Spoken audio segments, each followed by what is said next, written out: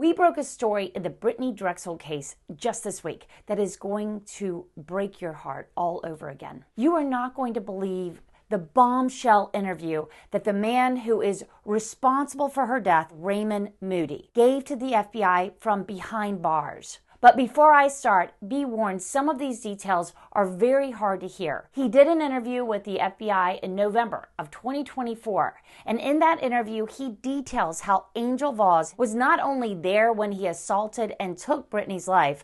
Moody says his longtime girlfriend initiated what he called the hunt for a victim that night. Angel is also a mother and a grandmother, which makes this new confession terrifying. According to the FBI interview, Angel Vause handpicked Brittanee. First, he says Vause lured Drexel into the car, claiming the couple were tourists. They pretended to be lost and drove around before Moody handcuffed Brittanee. While restraining her, Moody says he lied to Brittanee and told her he had previously taken girls for a ransom of $5,000, that the Chamber of Commerce would always pay up. He claims that Vause didn't know that he intended to kill Brittanee.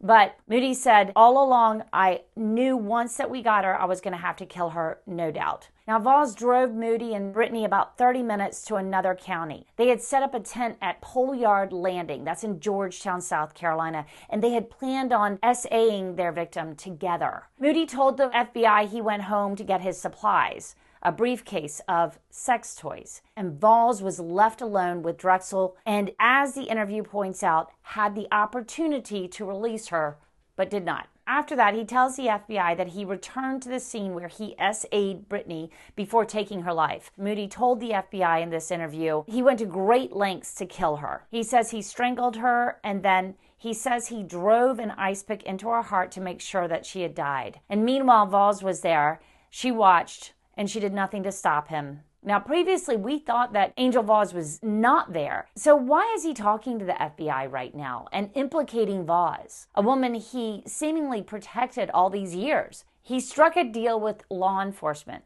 complete and total honesty about the Drexel murder, and in turn, the Drexel family would also agree to the turnover of a portion of his property in Georgetown to Angel's grandkids.